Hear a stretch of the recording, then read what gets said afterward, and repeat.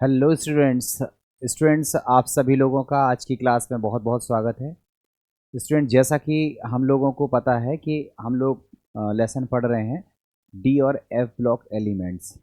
बच्चों, आप लोगों ने मेरे पिछले 2 वीडियो ज़रूर देखे होंगे, और यदि ना देखे हों तो उनको ज़रूर देख लीजिए, क्योंकि मैंने बड़े क्रम से और सिस्टमेटिक तरीके से आप लोगों को ये डी और एफ ब्लॉक एलिमेंट्स पढ़ाया हुआ है। ये जेई नीट में एक अच्छा इम्पोर्टेंट टॉपिक है।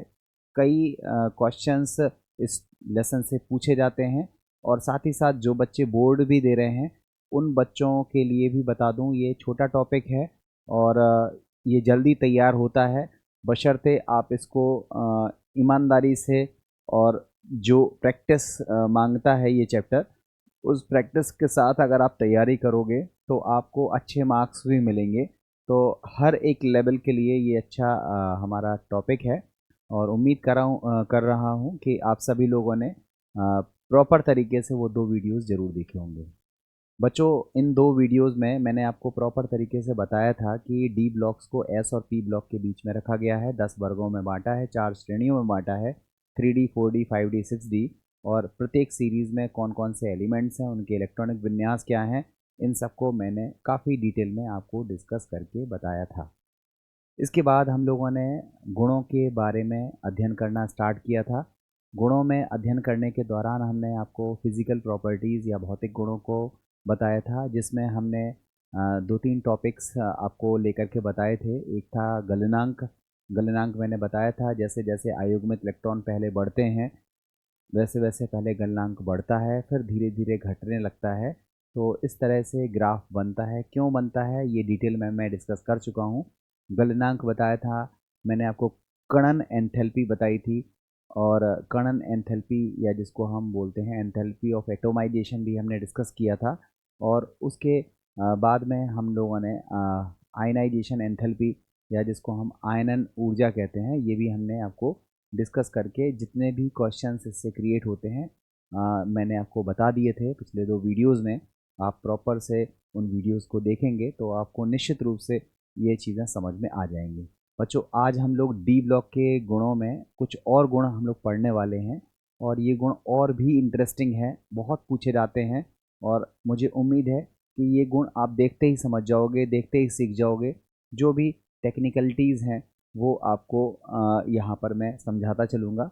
और बच्चों, मैं आपको थोड़ा सा एक चीज़ और बता दूँ कि इसी वीडियो में मैं कोशिश करूँगा कि बहुत सारे ऑब्जेक्टिव क्वेश्चंस मैंने लिए हुए हैं, और हर एक मीडियम के लिए हुए हैं। मैंने हिंदी मीडियम वाले बच्चों के लिए भी हिंदी मीडियम में लिखा है, और इंग्लिश मीडियम वाले बच्चों के लिए इंग्लिश वाले क्वेश्चंस को लेकर के रखा हुआ है। हर एक तरीके के क्वेश्चंस मैंने आप लोगों के लिए प्रिपेयर करे हुए हैं। तो अगर आप लोग प्रॉपर तरीके से इस वीडियो में जुड़े रहते हो, सीखते हो, और पिछले वीडियोस को भी अच्छे से देखे हुए रहते हो, तो आपको इन क्वेश्चंस को करने के बाद ज़बरदस्त कॉन्फिडेंस आ जाएगा, और एक भी क्वेश्चन आपका गलत नहीं होगा, ऐसा मैं प्रयास कर रहा हूँ।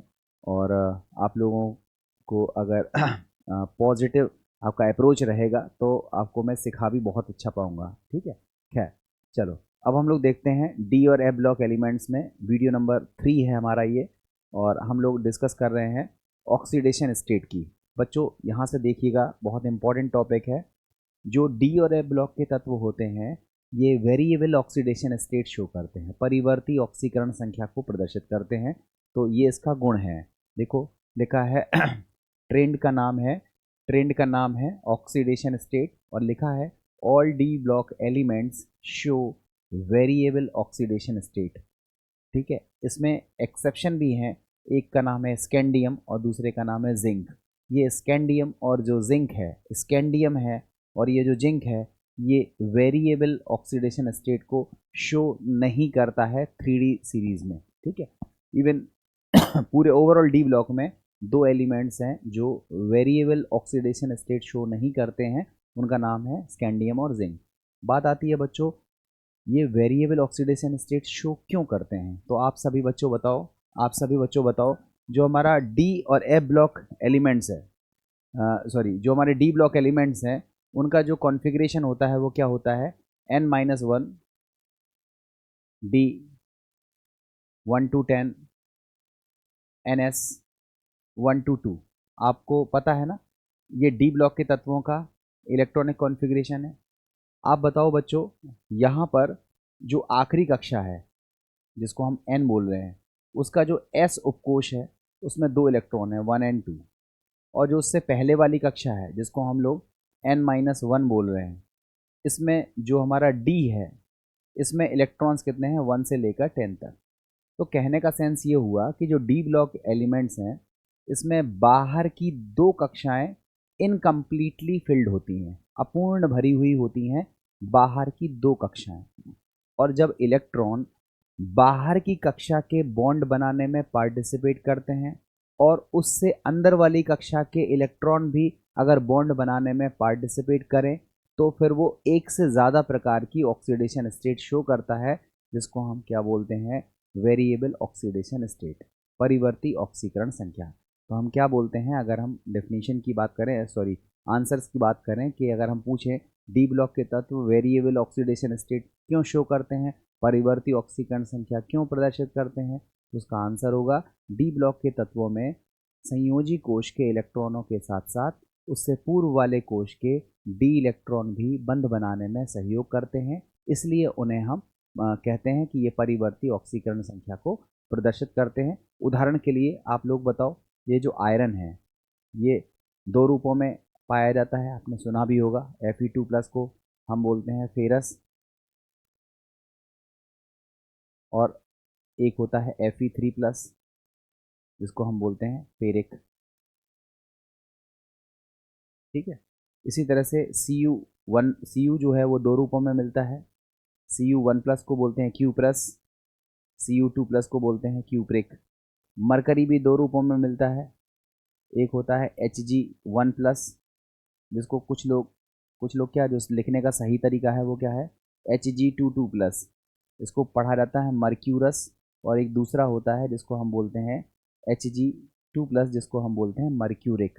तो बच्चों देखो, आयरन के 2 ऑक्सीडेशन स्टेट मैंने लिख के दिखाई हैं, कॉपर की लिख के दिखाई है, मरकरी की लिख के दिखाई है, ऐसे बहुत सारी ऑक्सीडेशन स्टेट आपको यहाँ पूरी डी ब्लॉक में देखने के लिए मिलती हैं। तो हम लोगों का पहला आंसर तो क्लियर हो गया कि जो डी ब्लॉक के तत्व हैं ये वेरिएबल ऑक्सीडेशन स्टेट शो करते हैं। कोई पूछे क्यों, तो आंसर भी आपको क्लियर है, क्योंकि बाहरी कक्षा के साथ साथ उससे अंदर वाली कक्षा के इलेक्ट्रॉन भी बॉन्ड बनाने में पार्टिसिपेट करते हैं, इसलिए ये वेरिएबल ऑक्सीडेशन स्टेट शो करते हैं।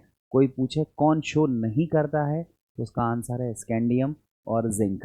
ये 2 एलिमेंट्स हैं जो वेरिएबल ऑक्सीडेशन स्टेट शो नहीं करते हैं, और बाकी सारे एलिमेंट्स परिवर्ती ऑक्सीकरण संख्या को प्रदर्शित करते हैं। ठीक है, अब बच्चों यहीं पर एक बड़ी इंटरेस्टिंग और मोस्ट इम्पॉर्टेंट चीज़ समझ लो कि जो 3D सीरीज़ है, ठीक है, जो हमारी 3D सीरीज़ है, उस सीरीज़ में जो सबसे ज़्यादा कॉमन ऑक्सीडेशन स्टेट है वो कौन सी होती है, +3। देखो, +2 भी शो करते हैं, +4 भी शो करते हैं, +6 भी शो करते हैं, कई सारे एलिमेंट्स अलग अलग ऑक्सीडेशन स्टेट शो करते हैं। बट वो ऑक्सीडेशन स्टेट जो सारे के सारे डी ब्लॉक एलिमेंट शो करना चाहते हैं, उसका नाम है +3 ऑक्सीडेशन स्टेट। तो आपसे पूछा जाता है द मोस्ट स्टेबल या most common oxidation state for 3D elements is, answer होता है +3। ठीक है, तो आपको इतनी चीज़ समझ में आ गई होगी। चलो आगे देखते हैं इसमें। देखो बच्चों, ये ऑक्सीडेशन स्टेट यहाँ लिखी हुई है, ये तो वही चीज़ है जो आपको बताया था। ये बच्चों स्कैंडियम की ऑक्सीडेशन नंबर है, जो कि कितनी होती है, +3। +2 भी कई किताबों में दी रहती है, but it is very very very less stable, बहुत कम स्थायी होती है। तो हम लोग मान के चलते हैं कि स्कैंडियम +2 शो ही नहीं करता है, ये केवल क्या शो करता है, +3। और जिंक देखो क्या शो कर रहा है, +2। और बाकी जगहों पर +2 भी है, +3 भी है, +4 भी है, इधर तो 2 3 4 5 भी है, 2 3 4 5 6 भी है, 2 3 4 5 6 7 भी है। ये आपकी बहुत सारी ऑक्सीडेशन स्टेट्स हैं बच्चों। इसमें कुछ ऑक्सीडेशन स्टेट हैं जो बहुत स्टेबल होती हैं, जैसे आयरन की बात करें तो Fe2+ और Fe3+ यही स्टेबल होती है, प्रकृति में यही देखी जाती है। Fe4+ और Fe6+ रेयरली बहुत ही कम कंपाउंड्स में देखने के लिए मिलती है, बट फिर भी जो पॉसिबिलिटीज़ हैं ये यहाँ पर लिखी हुई हैं। इसमें इस पूरी सीरीज़ में आपको दो बातें याद रखनी है, एक स्कैंडियम, दूसरी जिंक। ये वेरिएबल ऑक्सीडेशन स्टेट शो नहीं करते हैं। दूसरी बात कि जो ऑक्सीडेशन स्टेट सभी शो करते हैं वो कहलाती है मोस्ट कॉमन ऑक्सीडेशन स्टेट, और उसका आंसर होता है +3। तो जो 3D सीरीज़ है उसमें जो मोस्ट कॉमन ऑक्सीडेशन स्टेट है उसका नाम होता है +3, मोस्ट कॉमन ऑक्सीडेशन स्टेट। अब कॉपर के केस में +3 नहीं होता है, जिंक के केस में +3 नहीं होता है, वो अलग बात है, but most common oxidation state कितनी है? +3। चलो आगे देखते हैं बच्चों। ये इसके जो मैंने बात बताई है वही चीज़ लिखी हुई है। देखो पहले नोट में क्या लिखा हुआ है, 3D श्रेणी के तत्वों की प्रमुख ऑक्सीकरण संख्या कितनी होती है? +3। ये आपको याद रहेगा। दूसरा है सर्वाधिक सर्वाधिक परिवर्ती ऑक्सीकरण संख्या कौन दर्शाता है? मैंगनीज प्रदर्शित करता है। आप अपने चेक कर सकते हो, मैंगनीज की ऑक्सीकरण संख्या +2 भी है, +3 भी है, +4 भी है, +5 भी है, +6 भी है और +7 भी है। सबसे ज़्यादा ऑक्सीकरण संख्याएं कौन दर्शाता है? मैंगनीज। ये ऑब्जेक्टिव का क्वेश्चन है तो आप याद रखिएगा, सबसे ज़्यादा परिवर्ती ऑक्सीकरण संख्या कौन दिखाता है? मैंगनीज। अब बच्चों एक क्वेश्चन हमने लिखा हुआ है, इस क्वेश्चन को आप लोग देखो, आपको क्वेश्चन का आंसर देना है। ये ऑब्जेक्टिव के फॉर्म में मैंने नहीं लिया है, मैंने एक सामान्य सा क्वेश्चन बना करके लिया है। आप कोशिश करिए कि आपको आंसर खुद से देना आ जाए। बच्चों क्वेश्चन है, लिखा है संक्रमण धातु की प्रथम श्रेणी के उस ऑक्सो धातु ऋणायन। बच्चों आप इसको समझना कि यहाँ क्या बोला जा रहा है। देखो सबसे पहले बात कर रहे हैं हम लोग प्रथम श्रेणी की। प्रथम श्रेणी का मतलब जान गए, scandium, titanium, vanadium, chromium, manganese, iron, cobalt, nickel, copper, zinc, ये प्रथम श्रेणी है। 3D श्रेणी, उसी को हम बोलते हैं प्रथम श्रेणी। अब प्रथम श्रेणी का कोई एलिमेंट है, हमने मान लिया उसका नाम है M। अब M का मतलब कुछ भी हो सकता है, ये आपको पता लगाना है। अब कह रहा है प्रथम श्रेणी के उस ऑक्सो धातु ऋणायन। देखो ऑक्सो मीन्स ऑक्सीजन के साथ, तो अगर M ने ऑक्सीजन के साथ जुड़ गया तो पता नहीं कितने ऑक्सीजन जुड़ गए, तो हमने इसको सिंपली क्या लिख दिया? MOX। और ऋणायन है तो हमने ले लिया माइनस। अब कितने भी माइनस हो सकते हैं। तो हमसे क्या पूछ रहा है?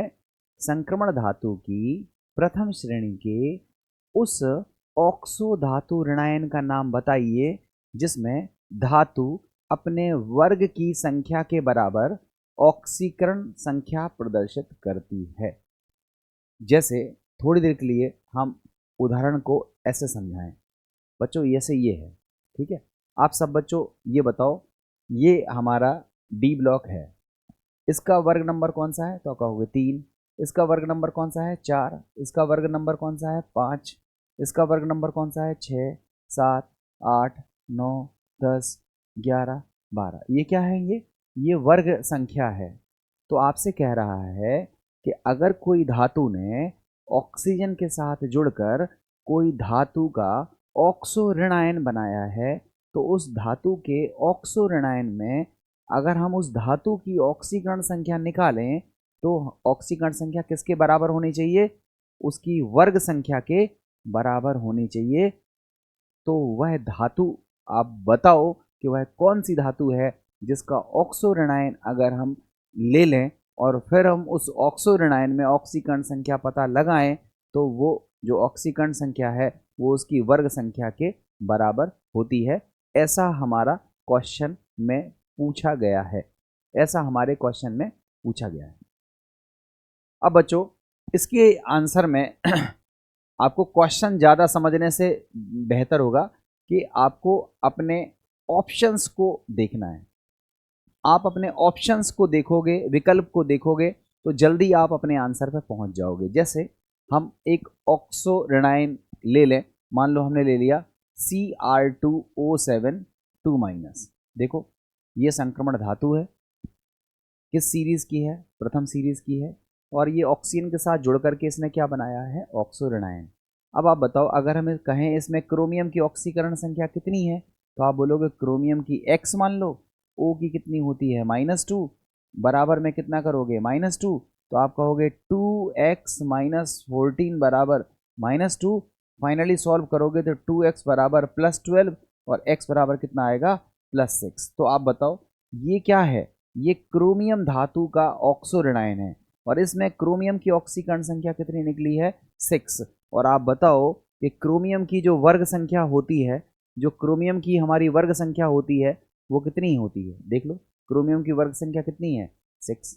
तो आई थिंक आपका पहला आंसर तो ये हो गया कि उस धातु ऋणायन का नाम क्या है, तो आप बोलोगे उस ऑक्सो धातु ऋणायन का नाम क्या है, Cr2O7 2-।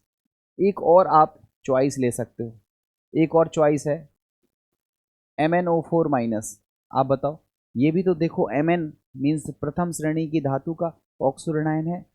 अगर हम इसमें Mn की ऑक्सीकरण संख्या निकालें तो आप कहोगे Mn की होती है x, O की होती है -2, बराबर क्या करोगे -1।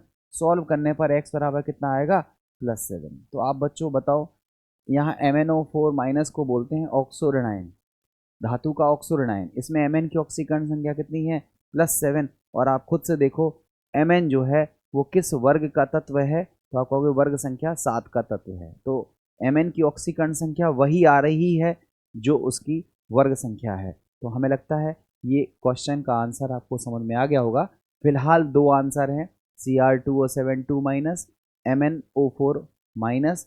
इसके अलावा और भी विकल्प हो सकते हैं, आपको विकल्प देख करके ऑक्सीकरण संख्या निकालनी है और चेक करनी है कि जो ऑक्सीकरण संख्या हमने निकाली है क्या उसमें धातु की वर्ग संख्या भी वही है। अगर ऐसा है तो वो विकल्प भी सही माना जाएगा। फिलहाल दो एग्जाम्पल हमने यहाँ लिख करके दिखाए, जिसमें जो प्रथम श्रेणी के तत्वों के ऑक्सो ऋणायन है, और इसमें उन धातुओं की ऑक्सीकरण संख्या जो होती है वो उसकी वर्ग संख्या के बराबर होती है। ठीक है, तो बच्चों हमें लगता है ये चीज़ आपको समझ में आ गई होगी। अब हम लोग क्या करते हैं, इसको पहले तो हम एक ही पेज पे लाने की कोशिश करते हैं। सॉरी,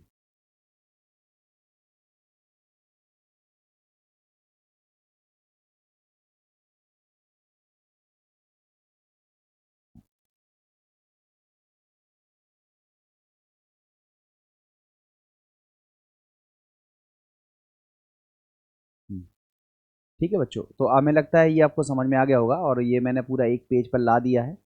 आपको दिख रहा होगा, अपनी मोबाइल की स्क्रीन जूम करके आप देख सकते हो, तो आपको और बेहतर दिख जाएगा।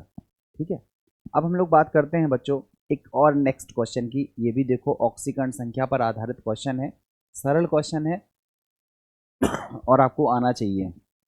देखो बच्चों, हमें आयन दिए हुए हैं, इसका ये दिया हुआ है,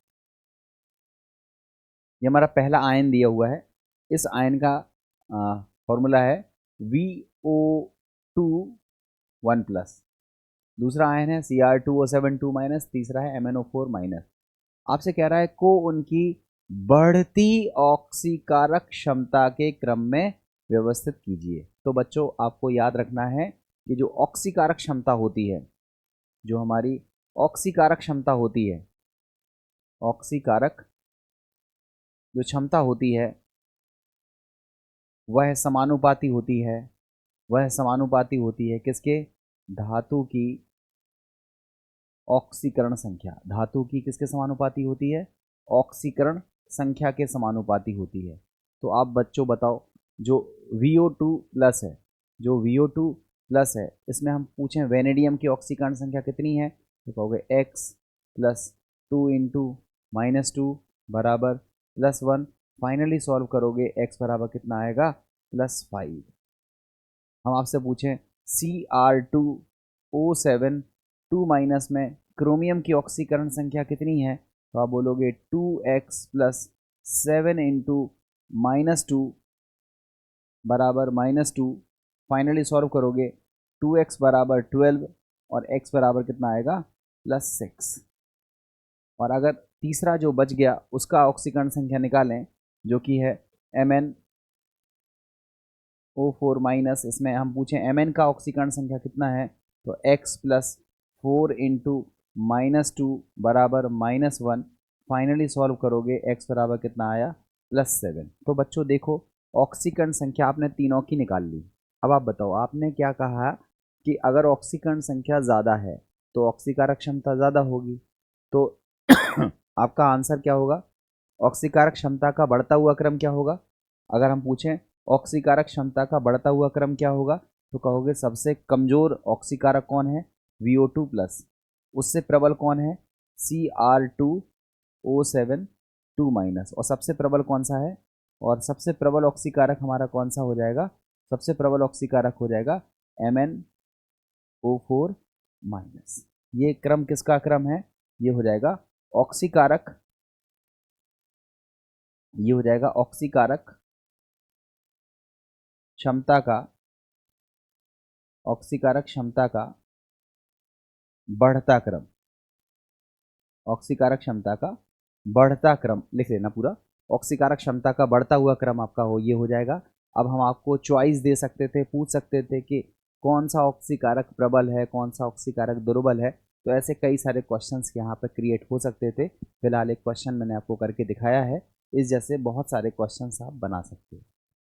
अब बच्चों हम लोग देखते हैं अगले गुण को। ये अगला गुण है हमारा, नेक्स्ट है मोस्ट इम्पॉर्टेंट गुण है, जिसको हम बोलते हैं संक्रमण तत्वों के चुंबकीय गुण।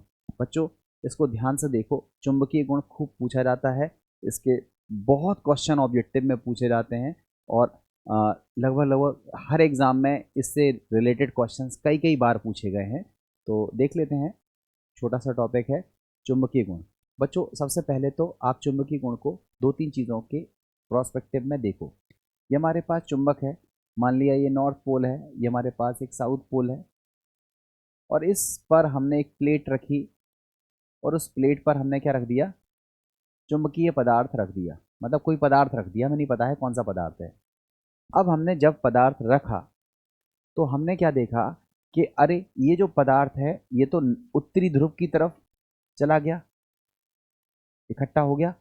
सारा का सारा पदार्थ कहाँ इकट्ठा हो गया, उत्तरी ध्रुव की तरफ इकट्ठा हो गया। और कहाँ इकट्ठा हो गया, दक्षिण ध्रुव पर इकट्ठा हो गया, साउथ पोल की तरफ। नॉर्थ पोल और साउथ पोल, ये जो पदार्थ था ये कहाँ पर इकट्ठा हो गया, नॉर्थ पोल और साउथ पोल। ध्यान से समझना बच्चों, पहले पदार्थ जब हमने चुंबकीय क्षेत्र पर नहीं रखा था, जब हमने चुंबकीय क्षेत्र पर नहीं रखा था तो हमने क्या देखा था कि वो पदार्थ फ्लैट था, सीधा था। फिर जैसे जैसे वो पदार्थ हमने कहाँ रख दिया, चुंबक के ऊपर रख दिया, तो वो इकट्ठा हो गया नॉर्थ पोल की तरफ और साउथ पोल की तरफ। तो हम क्या कहेंगे, ये पदार्थ तो चुंबक की तरफ खिंच गया, नॉर्थ पोल ने अपनी तरफ खींच लिया तो ढेर लग गया, साउथ पोल ने अपनी तरफ खींच लिया तो ढेर लग गया। तो कहने का सेंस ये हुआ, इस पदार्थ को ऐसा देखने पर लग रहा है कि अगर हम इसको चुंबकीय क्षेत्र में रखेंगे तो ये चुंबक की ओर थोड़ा सा आकर्षित हो जाएगा। तो ऐसे पदार्थ जिन्हें चुंबक के क्षेत्र में रखने पर वो अल्प मात्रा में आकर्षित हो जाते हैं, feebly attracted towards the magnetic field. वो पदार्थ चुंबकीय क्षेत्र में रखने पर चुंबक की ओर अल्प मात्रा में अगर आकर्षित हो जाते हैं तो उन पदार्थों को हम क्या बोलते हैं, अनुचुंबकीय पदार्थ। अब 2 मिनट के लिए सोचो, अगर हमारा पदार्थ उत्तरी और दक्षिण ध्रुव पर रखने पर, उत्तरी और दक्षिण ध्रुव पर रखने पर किनारों पर इकट्ठा ना होकर, किनारों पर इकट्ठा नहीं होता, किनारों पर इकट्ठा नहीं होता, बल्कि वो पदार्थ कहाँ इकट्ठा हो जाता, इन दोनों के बीच में इकट्ठा हो जाता। देखो किनारे पर इकट्ठा नहीं है, वो कहाँ इकट्ठा है, बीचों बीच इकट्ठा हो गया। ना तो उत्तरी ध्रुव की तरफ है, ना वो दक्षिण ध्रुव की तरफ है, वो कहाँ पर है, उत्तरी और दक्षिण ध्रुव से दूर है मगर बीचों बीच है। मतलब उत्तरी ध्रुव ने भी इसको धकेल दिया कि जाओ यहाँ से दूर हो जाओ, और यहाँ से दक्षिण ध्रुव ने भी इसको धकेल दिया। तो आप बताओ, चुंबक के पास कोई पदार्थ गया और वो पदार्थ प्रतिकर्षित हो गया, उसने धकेल दिया, प्रतिकर्षित कर दिया। तो ऐसे पदार्थ जिन्हें हम चुंबकीय क्षेत्र पर रखें और वो चुंबक की ओर ना जाकर उससे विपरीत दिशा में जाने लगे, मतलब चुंबकीय क्षेत्र में यदि किसी पदार्थ को रखने पर वह दुर्बल प्रतिकर्षण बल महसूस करता है तो उसको हम क्या बोलते हैं, उसको हम बोलते हैं प्रतिचुंबकीय पदार्थ। ये दो इंपॉर्टेंट है। अगर आकर्षित हो अल्प मात्रा में तो अनुचुंबकीय, अगर अल्प मात्रा में प्रतिकर्षित हो तो प्रतिचुंबकीय। और अगर हम लौह चुंबकीय की बात करें तो दो चीज़ें देखी जाती हैं। एक तो चुंबक के पास लौह चुंबकीय पदार्थों को ले जाने पर ये ज़्यादा आकर्षित होते हैं। दूसरी चीज़, अगर हम चुंबकीय क्षेत्र को हटा लें तो इसका जो मैग्नेटिक बिहेवियर है वो काफ़ी लंबे समय तक इसमें मेंटेन रहता है, बना रहता है। तो कहने का मतलब ऐसे पदार्थ जिन्हें चुंबकीय क्षेत्र के संपर्क में लाने पर वे चुंबक की ओर अधिक तेजी से आकर्षित होते हैं और चुंबकीय क्षेत्र हटाने के बावजूद भी उनमें चुंबकत्व का गुण पाया जाता है, तो ऐसे पदार्थों को हम लौह चुंबकीय पदार्थ कहते हैं। इनकी डिटेल आप फिजिक्स में पढ़ोगे। फिलहाल के तौर पर हमारे केमिस्ट्री में दो ही चीज़ें ज़्यादातर पूछी जाती हैं, एक अनुचुंबकीय, एक प्रतिचुंबकीय। तो अनुचुंबकीय पदार्थ में क्या होता है, अल्प आकर्षित, और प्रतिचुंबकीय में होता है अल्प प्रतिकर्षित। लौह चुंबकीय में क्या होता है, ज़्यादा आकर्षित और चुंबकीय क्षेत्र हटाने के बाद भी उसमें चुंबकीय गुण पाया जाता है, तो उसको हम बोलते हैं लौह चुंबकीय पदार्थ। अब बच्चों यहीं पर एक और इंटरेस्टिंग फैक्ट हमको सीखना होता है जिसको हम बोलते हैं चुंबकीय आघूर्ण। चुंबकीय आघूर्ण। तो बच्चों चुंबकीय आघूर्ण या जिसको हम लोग बोलते हैं मैग्नेटिक मोमेंट, ठीक है, हम लोग क्या बोलते हैं, मैग्नेटिक मोमेंट, चुंबकीय आघूर्ण। तो बच्चों चुंबकीय आघूर्ण म्यू होता है। इसको निकालने का तरीका होता है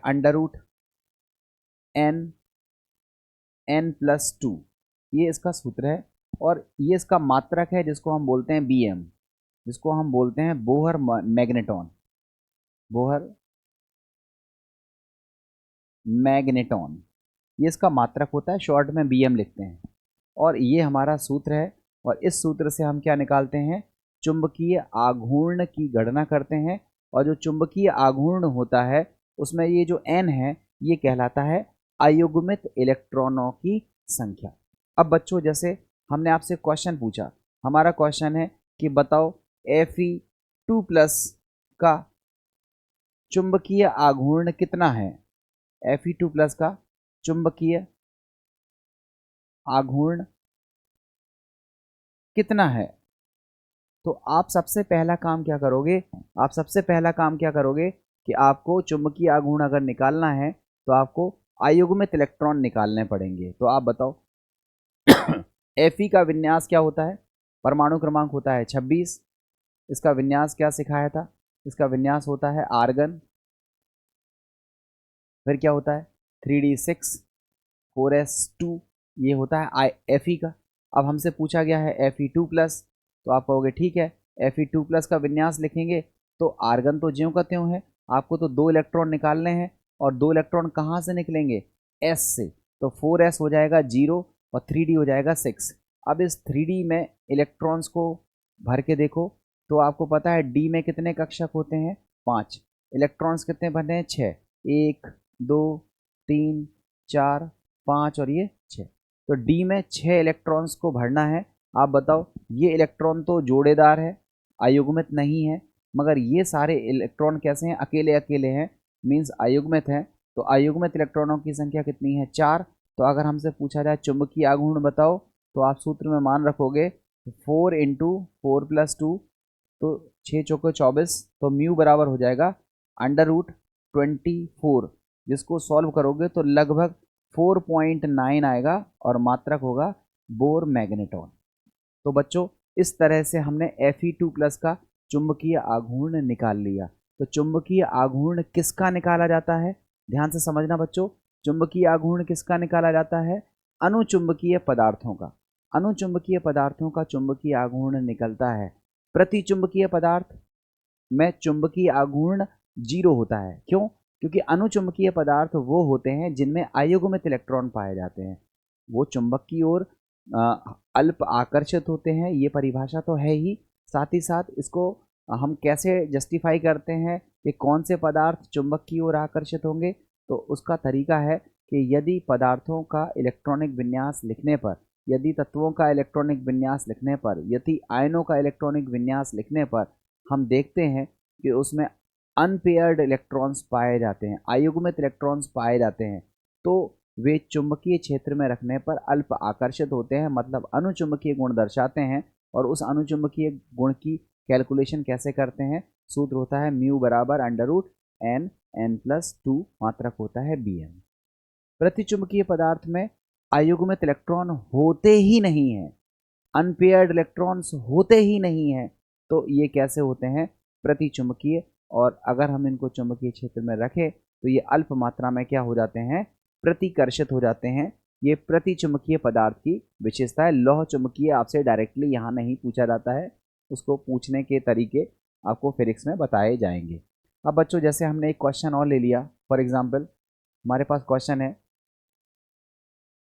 स्कैंडियम 3+, टाइटेनियम 4+, कॉपर 1+, Zn 2+ और वेनेडियम 3+। ये हमारे पास 5 विकल्प हैं, 5 चॉइसेस हैं। हमारा क्वेश्चन है इनमें से किस आयन का चुंबकीय आघूर्ण 0 नहीं होगा, या फिर हम आपसे पूछें इनमें से कौन सा आयन है जो प्रतिचुंबकीय, या जिसको हम इंग्लिश में कहते हैं डायामैग्नेटिक नहीं होगा। अनुचुंबकीय को बोलते हैं पैरामैग्नेटिक और प्रतिचुंबकीय को बोलते हैं डायामैग्नेटिक नहीं होगा। तो जल्दी से देखते हैं इसको। स्कैंडियम, इसका परमाणु क्रमांक कितना है? 21। अगर हम इस पर 3+ लगाएं तो इसका विन्यास क्या होगा? तो आप बोलोगे आर्गन 3d1 4s2 होता है। तो 2 इलेक्ट्रॉन यहाँ से निकल गया, एक यहाँ से निकल गया। तो यहाँ इलेक्ट्रॉन कैसे हैं? सारे के सारे भरे हुए हैं। ये तो अक्रिय गैस है, पूरी भरी रहती है। तो ये वाला कैसा है? ये वाला है प्रतिचुंबकीय। कैसा है ये? प्रतिचुंबकीय। और प्रतिचुंबकीय अगर है तो इसके लिए जो म्यू का मान है वो कितना होगा? 0। पहले विकल्प के लिए म्यू कितना आ गया? 0। अब बात करते हैं टाइटेनियम की। देखो टाइटेनियम में Z बराबर कितना होता है? 22। अगर हम इसका विन्यास लिखें तो क्या होगा? आर्गन 3d2 4s2, यही रहता है। अब हमने क्या करना है? टाइटेनियम पे कितने प्लस लगाना है? 4+। कितने लगाना है? 4+। तो आप बताओ, 2 इलेक्ट्रॉन यहाँ से निकलेंगे, 2 इलेक्ट्रॉन यहाँ से निकलेंगे। तो आप बताओ, अगर हम 4+ लगा दें तो 3d0 और यहाँ क्या हो जाएगा? 4s0। देखो ये भी केवल क्या बचा? आर्गन। मतलब ये भी पूरा भरा होगा, तो ये भी कैसा हो जाएगा? प्रतिचुंबकीय। ये भी कैसा हो जाएगा? प्रतिचुंबकीय। और इसका भी जो चुंबकीय आघूर्ण होगा वो कितना निकल के आएगा? 0। इसके बाद अगर हम कॉपर की बात करें Cu1+ की, तो इसका परमाणु क्रमांक 29 होता है, जिसमें से एक इलेक्ट्रॉन निकालोगे। ये अपवाद है, आपको याद होगा। आर्गन 3d10 4s1 होता है, एक इलेक्ट्रॉन निकल गया तो 4s0 होगा। देखो ये भरा हुआ है, तो ये भी हमारा कैसा हो जाएगा? ये भी हमारा कैसा हो जाएगा? प्रतिचुंबकीय। ये Cu1+ भी हमारा पूरी तरह से भरा हुआ, इसमें d इलेक्ट्रॉन्स है, पूरा भरा हुआ हमारा इसमें d इलेक्ट्रॉन्स है, तो ये भी हमारा कैसा हो जाएगा? प्रतिचुंबकीय। ये भी कैसा हो जाएगा? प्रतिचुंबकीय। अब आप बताओ, अब कौन सा बचा? Zn2+। उसके बाद कौन सा है? Zn2+। आप बताओ, Zn2+ में Z का परमाणु क्रमांक 30 होता है, जिसमें से 2 इलेक्ट्रॉन निकालना है। तो क्या होगा? आर्गन 3d10 और इसका भी क्या हो जाएगा? 4s0। तो बच्चों यहाँ भी देखो पूरी तरह से भरा हुआ है, तो ये भी कैसा हो जाएगा? प्रतिचुंबकीय। प्रतिचुंबकीय। और इसका भी अगर हम मैग्नेटिक मोमेंट देखें तो म्यू बराबर कितना है? 0 है। यहाँ पर भी म्यू बराबर कितना है? 0 है। अब एक लास्ट विकल्प हमारे पास ले दे करके बचता है वेनेडियम 3+।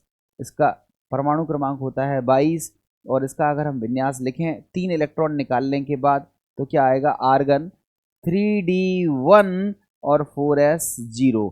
तो बच्चों ये 3d1 आ गया। इसमें अयुग्मित इलेक्ट्रॉन्स कितने हैं? 1। आप बताओ, अगर हम D की संरचना बनाएं, अगर हम D की संरचना बनाएं तो D में कितने कक्षक होते हैं? 5। इसमें 1 इलेक्ट्रॉन्स रखा हुआ है। सो n बराबर कितना है? 1। और म्यू बराबर कितना हो जाएगा 1, 1 + 2 दैट इज √3 और इसका वैल्यू होगा 1.732 मात्रक होगा Bm। तो आप बताओ कौन सा आयन है जो प्रतिचुंबकीय नहीं है और जिसका चुंबकीय आघूर्ण भी 0 नहीं है। तो उस आयन का आंसर हो जाएगा वेनेडियम 3+। उस आयन का आंसर क्या हो जाएगा वेनेडियम 3+। तो हमें लगता है बच्चों आपको चुंबकीय आघूर्ण निकालने आ गए होंगे। इसमें आप लोग छोटी सी प्रैक्टिस और कर लेना। हमें कॉम्प्लेक्स कंपाउंड में चुंबकीय आघूर्ण निकालने के लिए कहा जाता है। तो कॉम्प्लेक्स में चुंबकीय आघूर्ण कैसे निकालते हैं उसके लिए आप लोगों ने कोऑर्डिनेशन केमिस्ट्री 12th क्लास में पढ़ी होगी। तो कोऑर्डिनेशन केमिस्ट्री में आपने स्ट्रॉन्ग लिगेंड, वीक लिगेंड और तमाम सारी बातें पढ़ी होंगी। उस बेस से हम लोग कॉम्प्लेक्स में भी मैग्नेटिक मोमेंट की कैलकुलेशन कर सकते हैं। फिलहाल मैं आपको यहाँ नहीं ले रहा हूँ, अभी आगे हम क्वेश्चंस अगर कराएंगे तो हम आपको कॉम्प्लेक्स में भी पैरामैग्नेटिक बिहेवियर, डायमैग्नेटिक बिहेवियर कैसे निकाला जाता है, इसको निकालने का तरीका हम आपको डिस्कस करेंगे। तो आपको चीज़ें और अच्छी समझ में आ जाएंगी। तो बच्चों अब हम लोग देखते हैं नेक्स्ट सेगमेंट की तरफ। अगला गुण है और ये अगला गुण अच्छा सा गुण है, इसको ध्यान से समझना। देखो ये जो डी ब्लॉक के तत्व होते हैं, ये कॉम्प्लेक्स का फॉर्मेशन करते हैं। फिर वो चाहे तो कॉम्प्लेक्स आयन बनाए या फिर वो तो कॉम्प्लेक्स कंपाउंड बना सकते हैं। अगर आप इसको उदाहरण के तौर पर समझना चाहो तो देखो नाम सुना होगा आपने K4FeCN6। ये हमारा एक कॉम्प्लेक्स कंपाउंड है, संकर यौगिक है, जटिल यौगिक है। एक नाम सुना होगा CuNH3 का होल 4 2+। बच्चों ये हमारा कॉम्प्लेक्स आयन है, ठीक है, कॉम्प्लेक्स आयन है। एक नाम और सुना होगा AgCN का होल ट्वाइस 1-, ठीक है। ये भी हमारा क्या है कॉम्प्लेक्स आयन है। तो आपने देखा यहाँ पर कॉम्प्लेक्स किसने बनाया Fe ने, यहाँ पर कॉम्प्लेक्स किसने बनाया कॉपर ने, यहाँ पर कॉम्प्लेक्स किसने बनाया सिल्वर ने। कॉपर, सिल्वर, आयरन ये सब डी ब्लॉक के ही तो तत्व हैं। तो जो डी ब्लॉक के तत्व होते हैं वो कॉम्प्लेक्स कंपाउंड का या कॉम्प्लेक्स आयनों का निर्माण करते हैं। कोई पूछे क्यों करते हैं, इसका कारण क्या है, तो उसके बच्चों 3 कारण आपको किताब में दिए रहते हैं। 3 कारणों की वजह से। नंबर क्या है, फर्स्ट है small size of D atom या डी एलिमेंट, मतलब डी ब्लॉक के तत्वों का पहला कारण है डी ब्लॉक के तत्वों का, डी ब्लॉक के तत्वों का छोटा आकार, पहला कारण। दूसरा कारण है रिक्त डी कक्षकों की उपस्थिति। और तीसरा कारण है जो सारे कारणों में सबसे इंपॉर्टेंट है, उसका आंसर ये तीसरा कारण जो है इसमें लिखोगे आवेश घनत्व का मान, आवेश घनत्व का मान उच्च होता है।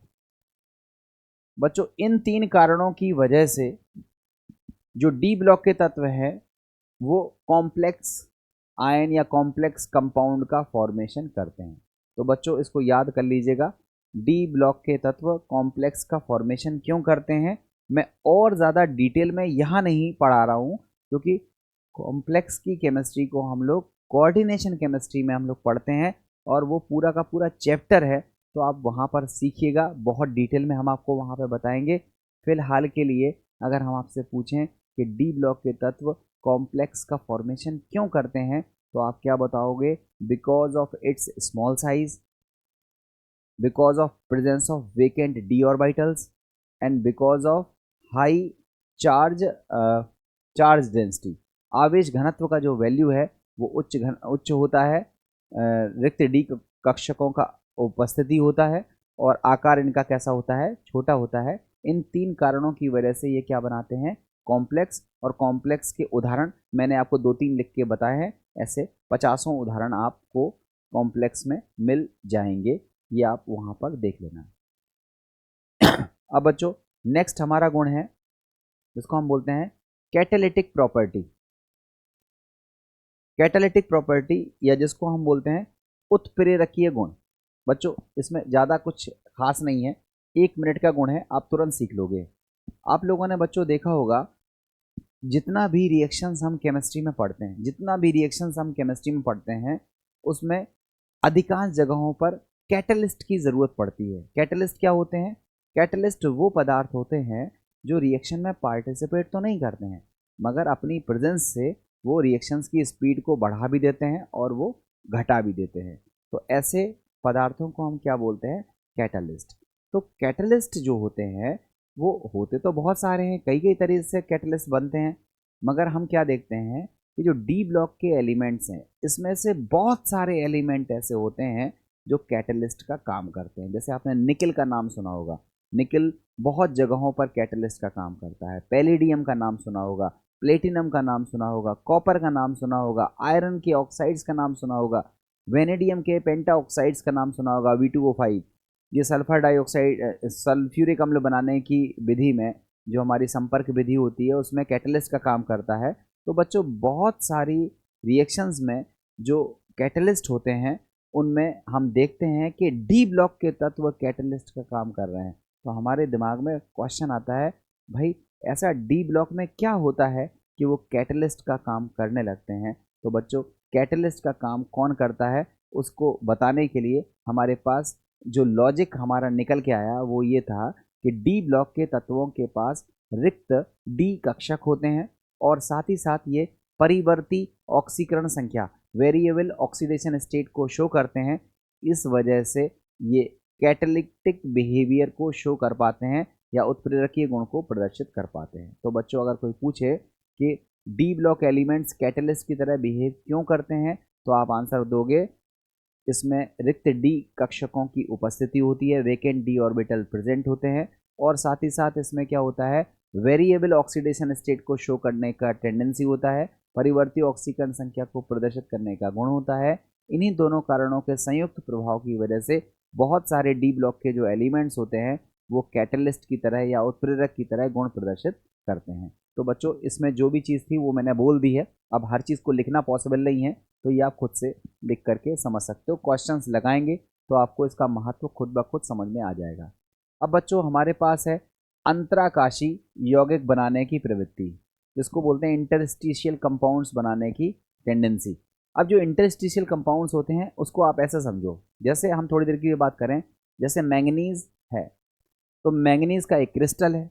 आप बताओ क्रिस्टल में क्या है, ये एक मैंगनीज है, ये एक और मैंगनीज है, ये एक और मैंगनीज है। तो बहुत सारे मैंगनीज के जो एटम्स हैं वो आपस में क्या हैं, जुड़े हुए हैं। देखो ये हमने मान लिया मैंगनीज के हमने कई सारे एटम्स को यहाँ रख दिया, ये मैंगनीज के एटम्स को रख दिया। अब बच्चों खुद से सोच के देखो, ये जब हम एटम्स को रखेंगे तो एटम्स को रखने के बाद ये एटम्स एक दूसरे से जुड़े हैं, चिपके हुए हैं, ठीक है, मगर उसके बावजूद भी जब ये चिपके हुए हैं, ठीक है, मगर उसके बावजूद भी हम क्या देखते हैं कि इनके बीच में जो जगह है वो थोड़ी सी खाली है। देखो ये जगह देखो, ये खाली है, ये जगह कैसी है, खाली है।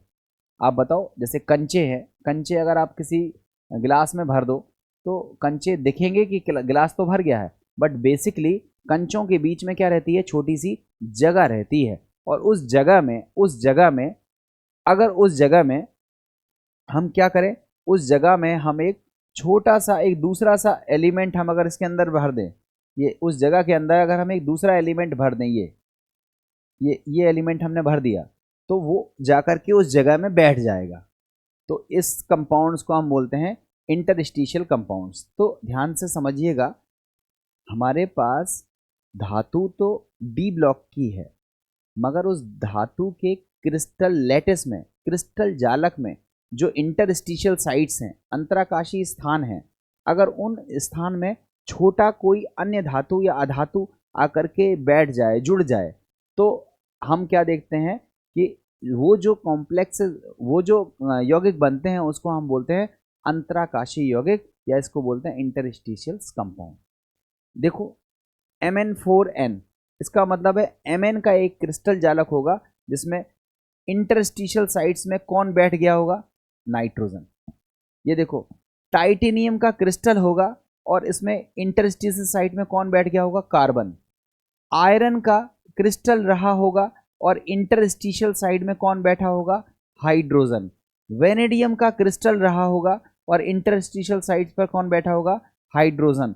टाइटेनियम का क्रिस्टल रहा होगा और इंटरस्टिशियल साइड्स पर कौन बैठा होगा? हाइड्रोजन। तो अंतराकाशीय स्थान में किसी अधातु का बैठ जाना और उसकी वजह से जो हमारा धातु का गुण है वो बदल जाए। धातु का गुण रासायनिक रूप से नहीं बदलता है, रिएक्शन तो वो उसी की तरह करती है, मगर भौतिक गुण बदलने लगते हैं। हो सकता है कार्बन के बाद वो धातु बहुत कठोर हो जाए, हो सकता है उस धातु का गलनांक बहुत ज़्यादा हो जाए, हो सकता है वो धातु ब्रिटल हो जाए, भंगुर हो जाए, झटका लगने पर टूट जाए। तो बहुत सारे गुणों में परिवर्तन हो सकता है, इसलिए ऐसे कंपाउंड्स को हम एक अलग ही कैटेगरी में रखते हैं और उसको हम क्या बोलते हैं? इंटरस्टिशियल कंपाउंड, या जिसको हम बोलते हैं अंतराकाशीय यौगिक। तो आप बताओ, अगर हम आपसे कोई पूछें अंतराकाशीय यौगिक क्या होते हैं, तो आप क्या बोलोगे? डी ब्लॉक के तत्वों के क्रिस्टल जालक में जो उपस्थित अंतराकाशीय स्थान है उस पर यदि कोई अधातु के परमाणु आकर जुड़ जाते हैं, जगह घेर लेते हैं, अंतराकाशीय जगह घेर लेते हैं, तो वो जो यौगिक हमको प्राप्त होते हैं उन यौगिकों को हम अंतराकाशीय यौगिक कहते हैं। बेसिकली इन अंतराकाशीय यौगिकों में मुख्य तो है डी ब्लॉक के तत्व, उसी का क्रिस्टल जालक हमने इस्तेमाल किया था, तो रासायनिक गुण तो डी ब्लॉक के तत्वों के जैसे होते हैं, मगर अंतराकाशीय यौगिकों में अधातुओं के आ जाने की वजह से इनके भौतिक गुणों में, फिर चाहे वो तनन सामर्थ्य हो, गलनांक हो, इनकी कठोरता हो, इनका गलनांक हो, उनमें परिवर्तन देखने के लिए मिलता है। इसलिए इन यौगिकों को हम एक अलग ही कैटेगरी में रखते हैं और उन कैटेगरी को बोलते हैं अंतराकाशीय यौगिक, या इसको बोलते हैं इंटरस्टिशियल कंपाउंड्स। तो बच्चों ये आपको समझ में आ गया होगा अंतराकाशीय यौगिक क्या होते हैं। अब हम लोग बात करते हैं एक और यौगिकों की, और उस यौगिक का नाम होता है अनिश्चित अनुपात के यौगिक। ठीक है, अनिश्चित अनुपात के यौगिक क्या होते हैं, इसको आप ऐसे सोचो, जैसे 2 मिनट के लिए सोचो, हमारे पास मैं थोड़ा सा पेन का कलर चेंज कर देता हूँ, थोड़ा सा समझाने में आसानी रहेगी। ये देखो बच्चों, ये हमारे पास है Fe, ठीक है। अब आप बताओ Fe की ऑक्सीकरण संख्या क्या होती है, तो आप कहोगे सर 2 प्रकार की हो सकती है जो प्रकृति में पाई जाती है, एक का नाम होता है Fe2+ और दूसरे का नाम होता है Fe3+। अब बच्चों बताओ Fe2+ से हम क्या बनाएंगे?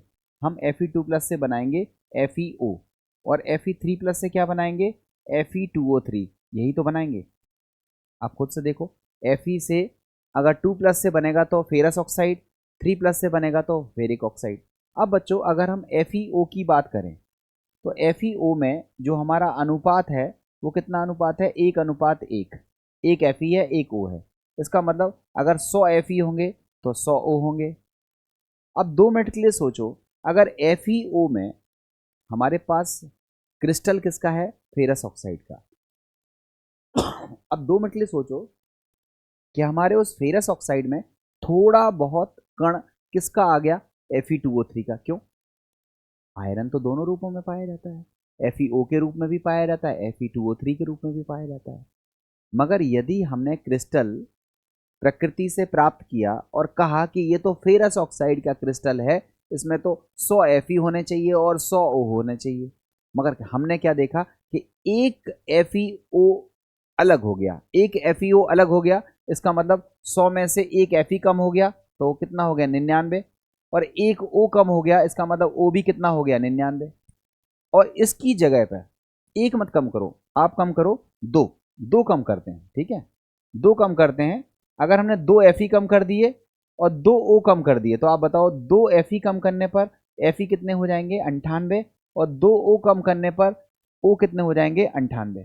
अब आप बताओ, 2 Fe कम कर दिया, 2 O कम कर दिया, और उस 2 FeO की जगह पर Fe2O3 डाल दिया। तो आप बताओ Fe2O3 डालेंगे तो Fe 2 ये होंगे, 98 थे, 2 ये आ गए, तो Fe तो कितने हो गए 100 के 100, ठीक है।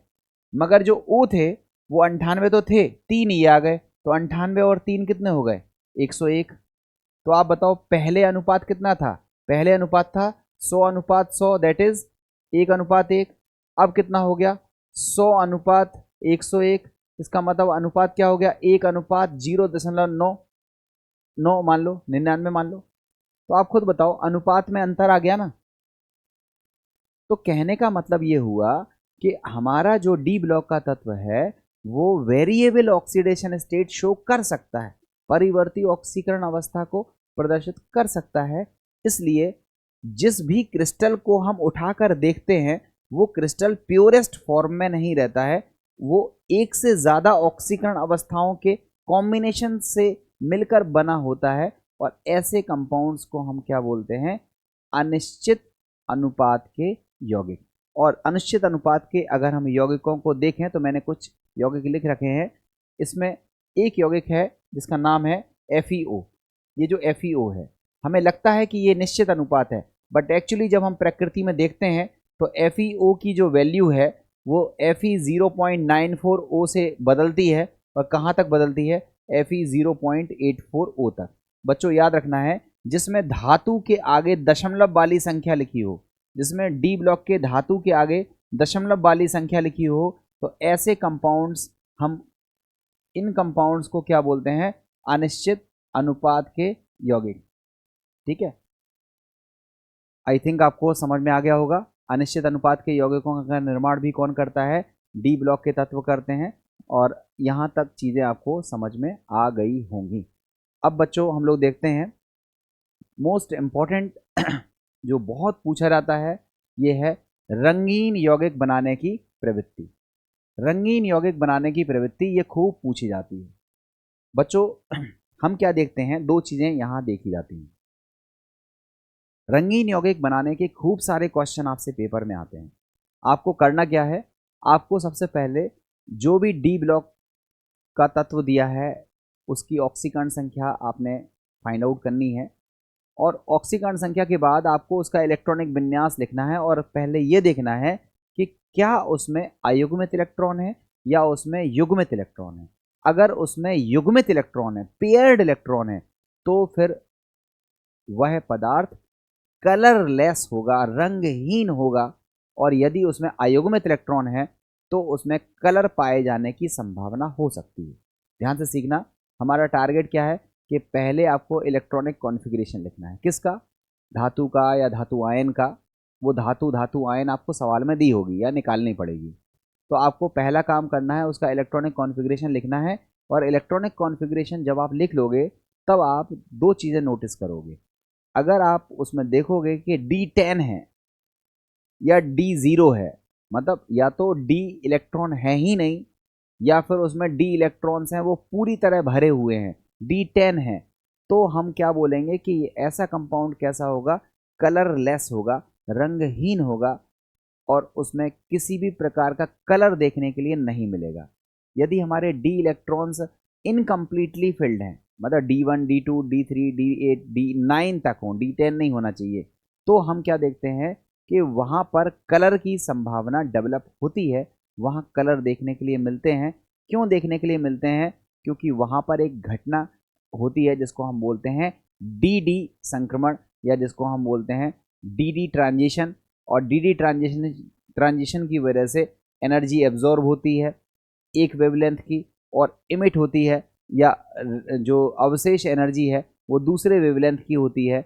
और अगर ये वेवलेंथ आपकी दृश्य प्रकाश के क्षेत्र में आते हैं तो हमें कलर दिखाई पड़ने लगते हैं। और यही वजह है कि जो डी ब्लॉक के अधिकांश कंपाउंड्स होते हैं वो कलरफुल होते हैं, हरे नीले पीले गुलाबी, इस तरह की कलर इसमें देखने के लिए मिलते हैं। तो बच्चों आपको पैटर्न समझ में आया। अगर कोई पूछे डी ब्लॉक के तत्व रंगीन यौगिकों का निर्माण क्यों करते हैं, तो आप क्या बोलोगे, because of D transition, D संक्रमण की वजह से इसमें क्या आता है, कलर। जरूरी नहीं है कि डी संक्रमण की वजह से कलर आए, कभी कभी चार्ज ट्रांसफर की वजह से भी कलर डेवलप होता है। ठीक है, जैसे Cr2O7 MnO4-, इसमें चार्ज ट्रांसफर की वजह से कलर डेवलप होता है। मैं बहुत ज़्यादा डीप में नहीं ले जा रहा हूँ, मैं आपको सिंपल अभी ये बताना चाह रहा हूँ कि डी ब्लॉक के मोस्ट ऑफ द कॉम्प्लेक्सेस हैं, मोस्ट ऑफ द कंपाउंड्स हैं, वो कलरफुल होते हैं। क्यों कलरफुल होते हैं? क्योंकि इसमें क्या होते हैं, इनकम्प्लीटली फिल्ड डी ऑर्बिटल्स होते हैं, और इनकम्प्लीटली फिल्ड डी ऑर्बिटल से क्या होता है, डी संक्रमण देखने के लिए मिलता है। और वो डी संक्रमण जो देखने के लिए मिलता है उसमें एनर्जी एब्जॉर्ब होती है, निकलती है, और वही एब्जॉर्ब होने वाली एनर्जी, निकलने वाली एनर्जी की वेवलेंथ अलग अलग होती हैं। और इसी वजह से यदि वो वेवलेंथ विजुअल रीजन में, दृश्य क्षेत्र में हमको मिलती हैं तो हमें वो कलर दिखाई पड़ते हैं। ये इसका रीज़न होता है। तो अगर कोई पूछे डी ब्लॉक के तत्व रंगीन यौगिकों का निर्माण क्यों करते हैं, तो आपका आंसर है डी संक्रमण के कारण, डी संक्रमण के कारण।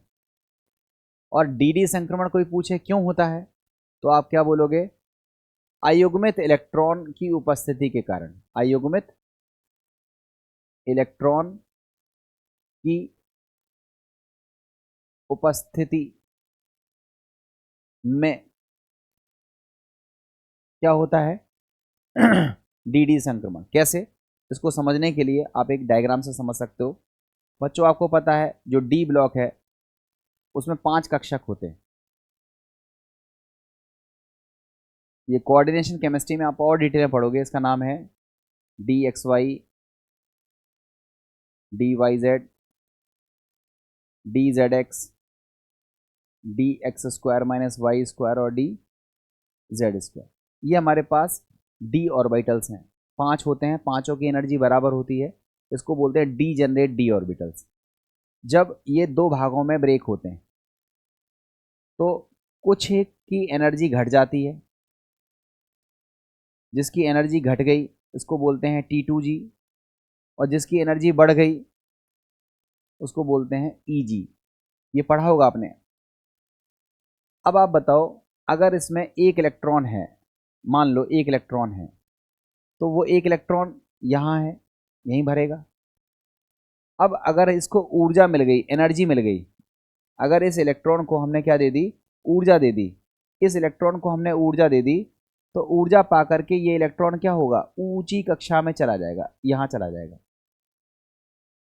और यहाँ जब जाएगा तो यहाँ हमको ऊर्जा देनी पड़ रही है। मतलब ऊर्जा क्या हो रही है, ऊर्जा क्या हो रही है, अवशोषित। ऊर्जा क्या हो रही है, अवशोषित। अब यहाँ पर 2 तरह की प्रोसेस हो सकती है। अवशोषित हो रही है ऊर्जा, तो कुछ ऊर्जा जो बच गई इसको बोलते हैं बची हुई ऊर्जा। इसको बोलते हैं बची हुई ऊर्जा। मान लो बची हुई ऊर्जा।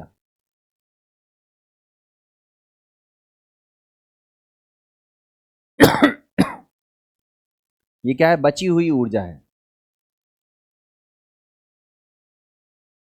तो हमने मान लो 5 तरंगदैर्घ्य वाला प्रकाश भेजा, 4 तरंगदैर्घ्य वाला एब्जॉर्ब हो गया और 1 तरंगदैर्घ्य वाला बच गया।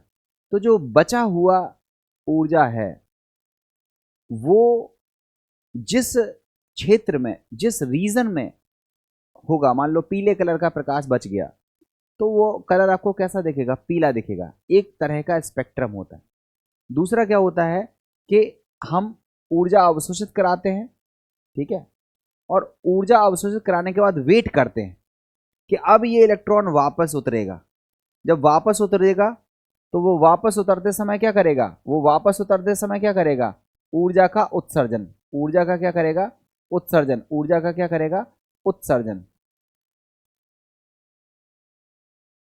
बच्चों ध्यान से समझना, ऊपर जाने के लिए इलेक्ट्रॉन को क्या चाहिए, ऊर्जा का अवशोषण।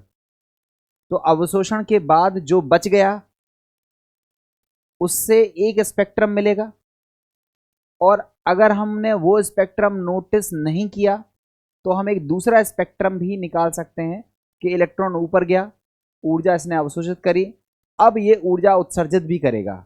तो जो ऊर्जा उत्सर्जित करेगा वो हम उस उत्सर्जित प्रकाश को क्या करेंगे, उस उत्सर्जित प्रकाश को देखेंगे। तो हम उस उत्सर्जित प्रकाश को देखेंगे तो इससे स्पेक्ट्रम तो अलग अलग आ जाते हैं। इससे एक अलग स्पेक्ट्रम दिखाई देगा और इससे एक अलग स्पेक्ट्रम दिखाई देगा।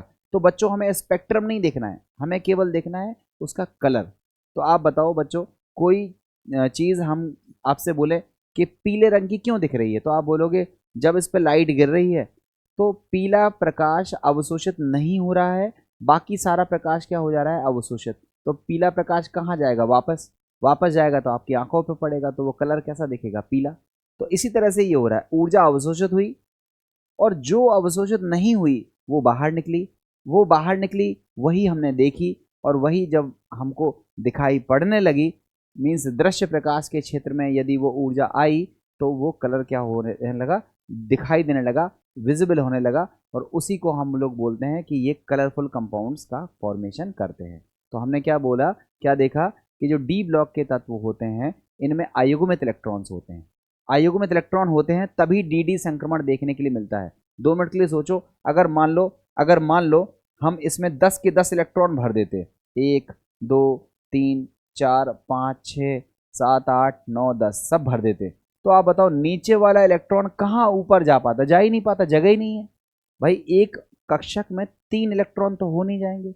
आपने पढ़ा हुआ है ना, पाउलीज एक्सक्लूजन प्रिंसिपल पढ़ा हुआ है, पाउली का अपवर्जन नियम पढ़ा हुआ है कि एक कक्षक में 2 से ज़्यादा इलेक्ट्रॉन नहीं होते हैं। तो अगर इलेक्ट्रॉन ऊपर जा नहीं पाएगा, ऊपर वाला इलेक्ट्रॉन नीचे आ नहीं पाएगा, ऊर्जा अवशोषित होगी नहीं, उत्सर्जित होगी नहीं, तो फिर ऐसी स्थिति में कलर नहीं आएगा। तो अगर D10 है या फिर D0 है जिसमें D इलेक्ट्रॉन है ही नहीं, या D10 है पूरे भरे हुए हैं, तो वहाँ पर हम देखेंगे कि ऊर्जा अवशोषित नहीं होती है, वहाँ कलर नहीं आता है। कलर तभी आता है जब इनकम्प्लीटली फिल्ड D ऑर्बिटल्स रहते हैं। इनकम्प्लीटली का मतलब है D1 से लेकर D9 तक अगर होगा तो वहाँ पर कलर के चांसेस हो सकते हैं। अब ज़रूरी नहीं है कि कलर आ ही जाए, कभी कभी होता है कि अवशोषित हो गया प्रकाश, मगर जो उत्सर्जित प्रकाश था वो दृश्य प्रकाश में नहीं था। हो सकता है वो इंफ्रारेड रीजन में हो, या हो सकता है वो अल्ट्रा वायलेट रीजन में हो, कुछ ऐसे रीजन में भी हो सकता है जो हमको दिखाई नहीं पड़ते हैं, क्योंकि प्रकाश का केवल एक हिस्सा ही हमको दिखाई पड़ता है। उस प्रकाश को जो हमें दिखाई पड़ता है उसको हम विजिबल रीजन कहते हैं, दृश्य प्रकाश कहते हैं। और जब प्रकाश उस रेंज में होता है तभी दिखाई पड़ता है, अन्यथा दिखाई नहीं पड़ता है। तो आई थिंक आपको डी ब्लॉक संक्रमण, जो डी ब्लॉक होते हैं वो रंगीन यौगिकों का निर्माण क्यों करते हैं वो आपको समझ में आ गया होगा। अब हम इस पर आधारित एक आध छोटा सा क्वेश्चन या नोट देखते हैं, वो आपको खुद ही समझ में आने लगेंगे। बच्चों देखो, सरल से क्वेश्चन है, आपसे कह रहा है विलयन में जो Cu1+ है वो कैसा होता है, रंगहीन, और जो Cu2+ है वो कैसा होता है, रंगीन। तुरंत से चेक करो। आप बताओ बच्चों, कॉपर का जो कॉपर होता है उसका इलेक्ट्रॉनिक विन्यास क्या होता है, आप बताओ कॉपर का इलेक्ट्रॉनिक विन्यास क्या होता है। तो आप कहोगे सर कॉपर तो होता है अपवाद। अपवाद होने का मतलब है इसका जो विन्यास होता है वो होता है आर्गन।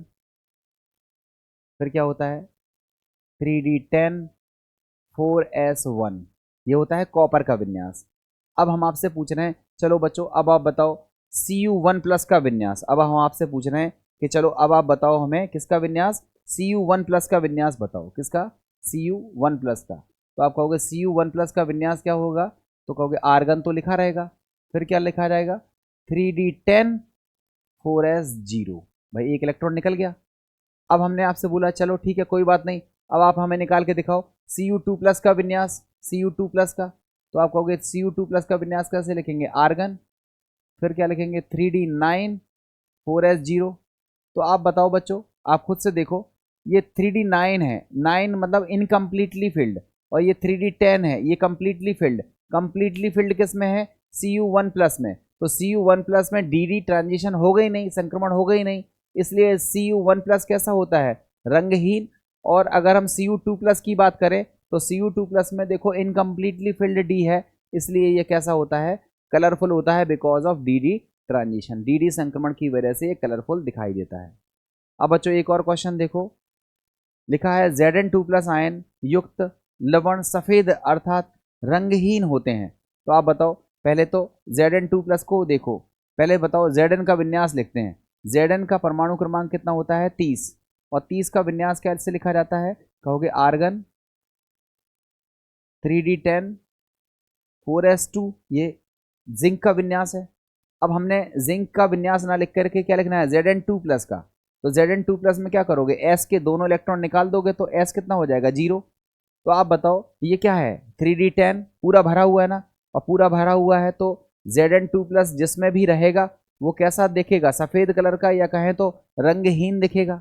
मगर जब हम Cu2+ की बात करते हैं तो देखो Cu2+ में क्या दिख रहा है? 3d9, और 3d9 की वजह से यहाँ dd संक्रमण देखने के लिए मिलता है।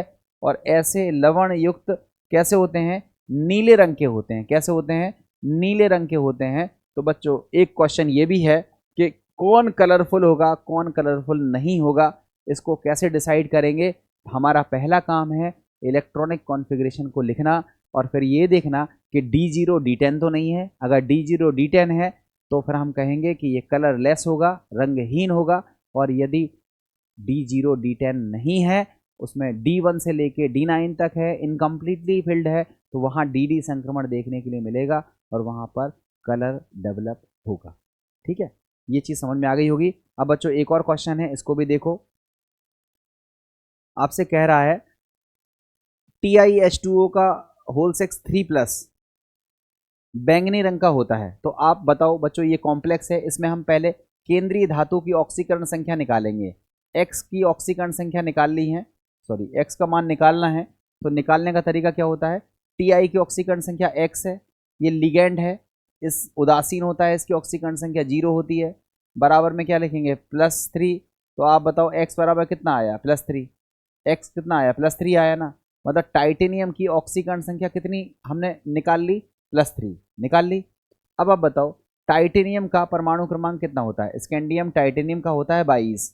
और इस 22 का इलेक्ट्रॉनिक विन्यास अगर हम लोग लिखें तो क्या आएगा? इसका विन्यास आएगा आर्गन 3d2 4s2, ये आएगा। अब हमें टी के ऊपर कितने प्लस लगाने हैं? 3+ लगाने हैं। तो आप बताओ अगर हम कहें Ti3+ का विन्यास क्या होगा? तो आप फटाक से लिख दोगे Ti3+ का विन्यास होगा आर्गन 3d1 4s0, यही तो होगा। आप बताओ 3d1 है ना, मतलब ये कलरफुल हो सकता है। तो पहले 1 इलेक्ट्रॉन वाला जो मैंने डायग्राम बनाया था उस डायग्राम पर जाओ। आप देखो, आपने इससे पहले ये जो डायग्राम बनाया था, ये देखो, ये डायग्राम बनाया था। अब 2 मिनट के लिए सोचो कि एक इलेक्ट्रॉन है, ध्यान से सुनना। अब मान लो 2 मिनट के लिए हमने इस डायग्राम को थोड़ा सा सुधार दिया। ये हमने क्या किया? एक एक इलेक्ट्रॉन लिया हमने, यहाँ पर क्या लिया? एक इलेक्ट्रॉन लिया। देखो एक इलेक्ट्रॉन लिया, D1 का केस है ना, तो D1 के केस में हमने क्या लिया? एक इलेक्ट्रॉन लिया। ये देखो, ये 3 इलेक्ट्रॉन नीचे की तरफ रहेंगे, मतलब 3 कक्षक नीचे की तरफ रहेंगे। ये 1 2 3, और 2 कक्षक ऊपर की तरफ रहेंगे। ये देखो 2 कक्षक हमारे ऊपर की तरफ हैं। अब क्या था? एक इलेक्ट्रॉन है मात्र, इसमें कितना इलेक्ट्रॉन है? एक। ये देखो एक इलेक्ट्रॉन है। क्यों एक है? क्योंकि इसका कॉन्फ़िगरेशन क्या है? D1, एक इलेक्ट्रॉन है। तो आप बताओ ये जो नीचे का इलेक्ट्रॉन है, ये जो नीचे का इलेक्ट्रॉन है, ये जो नीचे का इलेक्ट्रॉन है, ये ऊर्जा को ग्रहण करेगा। नीचे का इलेक्ट्रॉन क्या करेगा? ऊर्जा को ग्रहण करेगा। ये नीचे का इलेक्ट्रॉन क्या करेगा? ऊर्जा को ग्रहण करेगा, और ग्रहण करके कहाँ जाएगा? ऊपर की कक्षा में। और ऊपर की कक्षा में जाएगा तो ये ऊर्जा अवशोषित करेगा, और जब ये ऊर्जा अवशोषित करता है तो ये कौन सा कलर एब्जॉर्ब करता है? पीला कलर एब्जॉर्ब करता है। ये कलर कौन सा एब्जॉर्ब करता है? पीला कलर एब्जॉर्ब करता है। बाकी कोई कलर एब्जॉर्ब नहीं करेगा। इसमें कलर एब्जॉर्बिंग जो होता है वो येलो कलर ऑब्जर्व होता है। और आपको हमने बताया कि अगर येलो एब्जॉर्ब होगा तो इसका कॉम्प्लीमेंट्री कलर आपको दिखाई देगा। और इसका कॉम्प्लीमेंट्री कलर जो होता है, इसका जो कॉम्प्लीमेंट्री कलर होता है वो कौन सा होता है? बैंगनी। ठीक है, सॉरी गुलाबी। इसका कलर कैसा होता है? कॉम्प्लीमेंट्री कलर कैसा होता है? गुलाबी। तो आप बताओ ये जो टाइटेनियम का कॉम्प्लेक्स है, ये जो टाइटेनियम का कॉम्प्लेक्स आपने देख बनाया, ये बेसिकली ये बेसिकली जो टाइटेनियम का कॉम्प्लेक्स हम लोगों ने बनाया है, ये हमें किस कलर का दिखाई देगा? गुलाबी कलर का दिखाई देगा। देखो बच्चों, मैंने इसको फिर से बना देना है थोड़ा सा आपको और समझने के लिए। ये टाइटेनियम में नीचे का एक इलेक्ट्रॉन हमने ऊपर की तरफ भेज दिया, नीचे का एक इलेक्ट्रॉन हमने ऊपर की तरफ भेज दिया। और कब भेजा? जब इसने ऊर्जा को क्या किया? अवशोषित किया। ये जब हमने ऊर्जा को क्या कराया? अवशोषित कराया। ठीक है, ऊर्जा को क्या कराया? ऊर्जा हमने क्या कराई? अवशोषित कराई। और जब हमने ऊर्जा अवशोषित कराई तो कौन सा कलर एब्जॉर्ब हुआ? पीला कलर। ठीक है, पीला कलर क्या हुआ? एब्जॉर्ब हुआ। पीला कलर एब्जॉर्ब हुआ। और जो बची हुई ऊर्जा थी उसका कलर कैसा होगा? गुलाबी। तो आप बताओ, जो टाइटेनियम का कॉम्प्लेक्स है वो हमको कैसा दिखाई देगा? गुलाबी कलर का दिखाई देगा। ऐसे हमारे क्वेश्चन में पूछा गया था। रीज़न आपको हमने बता दिया, बस यही रीज़न को आपको लिख देना है तो आपको हो जाएगा। देखो TiH2O का होल 6 3+ नीला बैंगनी रंग का होता है। सॉरी, मैं गुलाबी लिख रहा हूँ। कलर आप देख लेना, कलर आपको जो बोला गया है आपको वही लिखना पड़ेगा। नीला बैंगनी लिखा हुआ है तो आप वहाँ पर गुलाबी नहीं लिखिए, वहाँ पर आपको क्या लिखना पड़ेगा? नीला बैंगनी। वहाँ पर हमको कलर कौन सा लेना पड़ेगा? नीला बैंगनी। ठीक है, यहाँ पर हमको कलर लेना पड़ेगा नीला बैंगनी। लिख लेना, यहाँ पर रहता है कलर नीला बैंगनी। ये कलर आपको दिखाई पड़ता है TiH2O होल 6 1+ में। ठीक है, तो बच्चों आपको कलर समझ में आ गया होगा कि डी ब्लॉक के तत्व कलरफुल कंपाउंड्स क्यों बनाते हैं, कौन से कलर के बनाते हैं, कैसे कलर का डिसीजन लेते हैं। ये हो गया। अब बच्चों ये मैंने नोट लिखा हुआ है, एक्चुअली मैंने नोट नहीं लिखा है, एक क्वेश्चन बनाने की कोशिश करी है। हमने ये आयंस लिख दिए और हम आपसे पूछें कि बताओ इनमें कौन कलरफुल होगा, कौन कलरफुल नहीं होगा। तो आप फटाफट विन्यास लिखो। स्कैंडियम 3+ का विन्यास आप लोग लिख लोगे। क्या लिखोगे? Argon 3D0 4s0। देखो 0 है, कैसा होगा? रंगहीन, कलरलेस। Ti4+, इसका विन्यास लिख लेना। Ti का 22 होता है। 3D0 4s0 आएगा, 0 आया। ये भी कैसा हो जाएगा? रंगहीन। आगे देखो Zn2+, ये क्या होगा? Argon 3D10 4s0। ये देखो पूरा भरा हुआ है तो ये कैसा हो जाएगा? रंगहीन। Cu1+ का विन्यास क्या होगा? Argon 3D10 4s0। ये भी कैसा होगा? रंगहीन। क्यों? क्योंकि इसमें भी पूरा भरा हुआ डी है। और सिल्वर, इसमें आ जाएगा क्रिप्टॉन 3D10 और 4s, सॉरी 3D कह रहा हूँ, ये हो जाएगा 4D10 5s0। देखो 4D10 है, भरा हुआ है, ये भी कैसा हो जाएगा? रंगहीन। तो आप बताओ जिन आयनों में या तो D0 है, देखो या D0 है या D10 है, वो कैसे हैं? रंगहीन। अब अगर हम इस तरफ लिखें, Fe2+ का विन्यास लिखें तो आएगा argon 3D, argon 3D6 4s0। देखो अपूर्ण भरा है तो ये रंगीन होगा। कैसा होगा? रंगीन। कलर कौन सा होगा ये आपके सवाल में दिया रहेगा, बट ये कलरफुल होगा। Cu2+ का विन्यास जब हम लिखेंगे तो क्या आएगा? Argon 3D9 4s0। 3D9 है, ये भी कैसा होगा? कलरफुल होगा, रंगीन होगा। और अगर हम निकल 2+ की बात करें तो आर्गन 3D8 है, 4s0 है, 3D8 है, इनकम्प्लीटली फिल्ड है, ये भी कैसा होगा? कलरफुल होगा, रंगीन होगा। और अगर हम कोबाल्ट की बात करें तो इसका विन्यास होगा आर्गन 3D7 4S0, ये भी देखो इनकम्प्लीटली फिल्ड है, तो ये भी कैसा होगा, रंगीन। तो बच्चों देखो, आपने देखा कि जो डी ब्लॉक के तत्व हैं वो रंगीन यौगिकों का निर्माण ज़्यादातर करते हैं, बट जो नहीं करते हैं उसका रीज़न है या तो इसमें D0 है या तो इसमें D10 है, जिसकी वजह से इसमें DD ट्रांजिशन नहीं होता है, DD संक्रमण नहीं होता है और वो कलरफुल नहीं होते हैं। जिसमें DD संक्रमण हो सकता है वहाँ कलर डेवलप हो जाएगा, और DD संक्रमण किस में हो जाएगा, जिसमें पार्शियली फिल्ड या कहें तो अपूर्ण रूप से भरे हुए डी उपकोष मौजूद होते हैं, वहाँ पर ये चीज़ पॉसिबल होती है। तो बच्चों ये चीज़ आपको समझ में आ गई होगी। ये हमारे होते हैं रंगीन यौगिकों को बनाने की प्रवृत्ति। अब बच्चों हमारे पास आता है द मोस्ट इम्पॉर्टेंट टॉपिक, जिसमें हम लोग बात करते हैं स्टैंडर्ड इलेक्ट्रोड पोटेंशियल की। बच्चों ये टॉपिक थोड़ा सा पहले था, मगर मैंने इस टॉपिक को जानबूझ करके बाद में लिया, जिसको हम बोलते हैं मानक अपचयन विभव।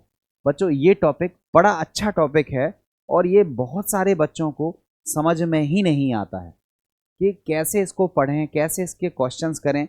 और आपकी किताब में ये सारणी बनी होती है, तो इस सारणी के बने होने से आखिर क्या निष्कर्ष निकलते हैं, कैसे क्वेश्चंस बनते हैं, कैसे क्वेश्चंस के सॉल्यूशन आते हैं, आखिर ये मानक अपचयन विभव का क्या रोल है, इन सब बातों को हम बहुत अच्छे से सीखेंगे।